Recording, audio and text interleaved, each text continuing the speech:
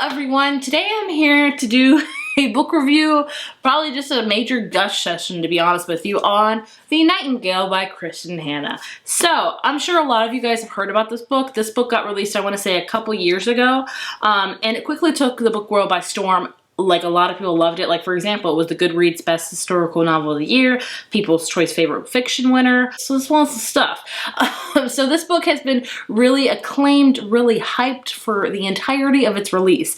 And I bought it a few months ago on a whim. I thought, I've heard a lot about it, maybe I'll read it. And I never thought I would read it. And this month I decided to read it, and wow. It was amazing. This is a hyped book. That is 100% for sure. But do I think it's worth every ounce of the hype? Yes, I do. This book was amazing. This book is my favorite book of the year by far. And it's only February, but I don't think another book's gonna replace this book this year, honestly. It's one of my favorite books of all time. This book also made me cry more than any other book I have ever read. Like, I'm talking about, like, I wasn't sobbing uncontrollably. It was the type of cry where just tears were just streaming down your face constantly. Like, I never was like, I can't catch my breath, you know, when you get those type of cries. It was one where I just felt all of the feelings, and just tears were, like, by the time I looked at myself in the mirror, like, my mascara was everywhere. I looked like a hot mess. I felt like a hot mess, but this book was worth every second of that hot mess. This book really affected me so much, like on a really deep and personal level. Like, it got inside of my core and will never leave. I dream about this book, and it's been a few days since I finished it. I think about it still constantly. Like, it is a good book. So, with this video, I don't think I'm gonna spoil a ton of it, because I think a lot of people don't want to hear about the spoilers. They just want to hear if they would be interested in reading this book or not, which is what I've decided to do for you in this video as well. So, I'm gonna tell you what this book is about. I'm gonna tell you what I thought about it overall, my star rating, which as you can tell, and whether or not I think you would enjoy it. It depends a lot on, I think, your personal preference. But yeah, there's a chance I might spoil it. Right now, probably not. This book takes place during World War II in France. So I think a lot of books center a lot about the US history and a lot about the German, but this one really takes place in France. And we follow two sisters, our main protagonists throughout this book. And their name are Vianne, hopefully I pronounced that right, and Isabel. And these two sisters are very, very different, but war hits and it brings them closer yet farther apart together. So basically, the whole general notion of this book is World War II in France. We're getting a really French perspective of how it was like living in France when the Germans took over and there was no free land and the Nazis came and Jews and all of the horrible, horrific things that happened in World War II. I'm not going to sugarcoat it for you. This book is hard to read. There's several parts of it that you just can't fathom, of things that have happened in the past, but you know that happened because, you know, the war was brutal. It was horrible.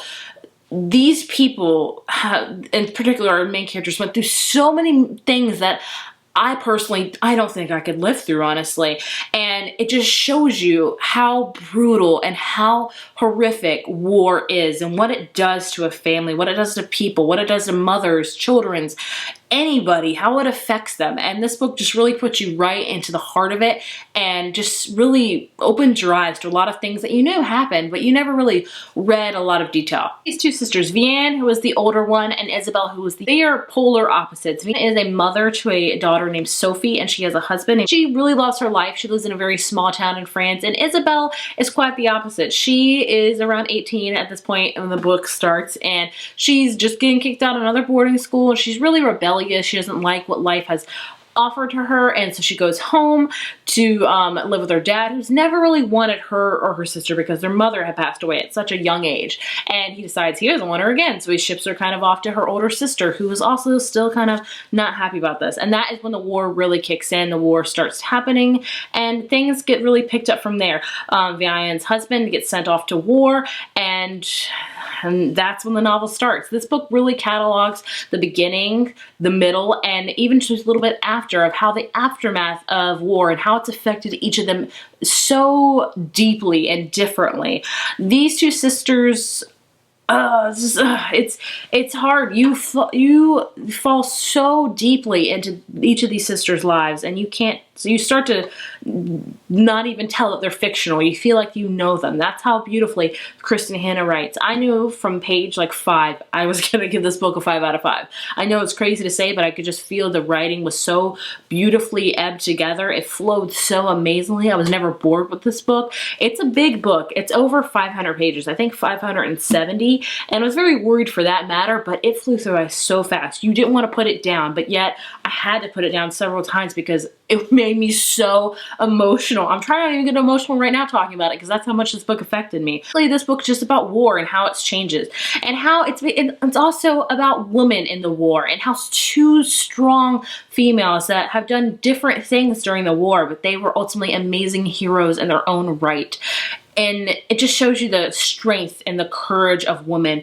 I personally connected very much to Vianne. She was a mother, and it just showed throughout this whole novel of what she was willing to do for her family and her daughter. There was no amount of length she would not go to for her family, and I felt like I was very much akin to that. She was just a very strong person in her own right. She would have a lot of things in her that she just had to push aside because she was a mom and she had to be strong for her children and she had to do the right thing for her children, and she was just amazing. And then we have Isabel. Isabel is wild. She's crazy, but she wants to be a part of this war. She wants to be up in the front. She wants to battle these Germans and she wants to be able to save them. So she gets involved and starts saving these British and American pilots that kind of crash in France, where it's German occupied, and she saves them and she smuggles them through Spain to go to the British consulate, and she does this several times.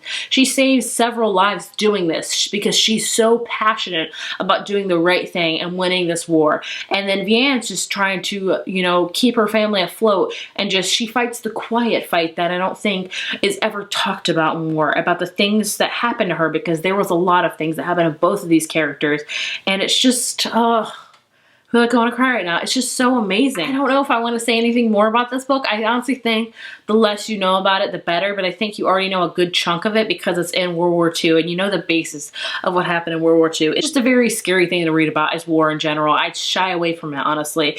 And like I said, I'm not a big fan of historical fiction, which is why I stayed away from this book for so long. But to that, I say to you, if you're also not the biggest fan of historical fiction, lay that aside and pick this up, because you will fall in love with this. I can almost guarantee you. And I don't say that a lot about books because one book is meant for everybody, but if I could make this required reading, I would. Like, this is one of the few books I would say that. Like, if I had a class of book students that says, Heather, what book would you make us read? The Nightingale would be on that list because of how beautiful it is. And it just shows you the strength in people, and it shows you the brutalness of war and the scariness and the things that these characters survived and endured. You feel for them so much and you cry. God, I don't cry with books a lot. Like, movies and TV shows, all day I'll cry. Books, it takes me a lot. And I'm not saying that to be boast about myself. That's just how I am. With books, it takes a lot for me to cry. I say tears were streaming down my face. They were. It made me cry so freaking much. But it was so worth it. This book impacted me so much. It taught me, a lot of things about World War II that I didn't know. It showed you the woman side of it and how the strength and courage of women can persevere, and they can be amazing heroines, and they have a side to the story as well. It was just so, so amazing. If you're hesitant to read this book because of historical fiction, put that aside. If you're hesitant to read it because of its length, put that aside. It flies by super fast. I trust you. When it ends, you're going to be sad that it ended, but you're also going to be relieved because it's not going to freaking rip your heart out anymore. That's just how I was like, oh, I'm so sad it's over, but I'm glad because my heart can mend itself. Like, if you're afraid of the length, don't be afraid of the length. If you're afraid because it has so much hype with it, do not be afraid. Some books, yes, are very hyped and a lot of people get talking about them, but I think this is worth every second of the hype. Kristin Hannah now, I want to read every single one of her books. I don't want to read them back to back because holy crap, I don't think I can emotionally prepare myself for that with. But this was worth every second. It was so amazing. So like I said, 5 out of 5 stars, 100 out of 100 stars, 1,000 out of 1,000 stars. All the stars, honestly. It was so good. If you want a glimpse into World War II and see what life was like for 2 women that were so different and were struggling to be sisters, read this book. So worth it. There's really no way you can prepare yourself for this book. Just know it's going to rip your heart out and stomp it on the ground. Just know that. Yay, did I make you want to read it? Seriously, read it. It's so freaking good. So if you've read any of other Kristin Hanna's books, please let me know which one to read next. I know she has The Great Alone, which came out last month, that I do want to read. If you've read that one, let me know. Is like, let's just gauge The Nightingale. Like, I'd say for emotional impact, it got a 5 out of 5 for me. Like, are all of her other books gonna make me cry as much as this one? If you've read them, let me know. Seriously, like, I need to prepare myself for them. But yeah, let me know if you've read any of her other books and which one you would recommend, because she's written a ton of other books. I know there's Firefly Lane, there's Winter Garden, there's so many. So if you've read any of her other books, please recommend to me one you would pick up next. And also, if you've read this book, let me know your thoughts and feelings on it. Did it impact you as much as it impacted me? Did it get under your skin and your core and is never leaving like it did me? Did you feel like these characters were real fleshed human beings that you want to meet? Let me know. I would love to hear your thoughts and opinions. I will shut up now about this book. Just kidding. I don't think I'll ever shut up about this book. And I'm okay with that, because I freaking loved it. Ripped my heart out, but I loved it. If you like this video, be sure to give it a thumbs up, hit subscribe, and I will see you guys in my next one. Bye.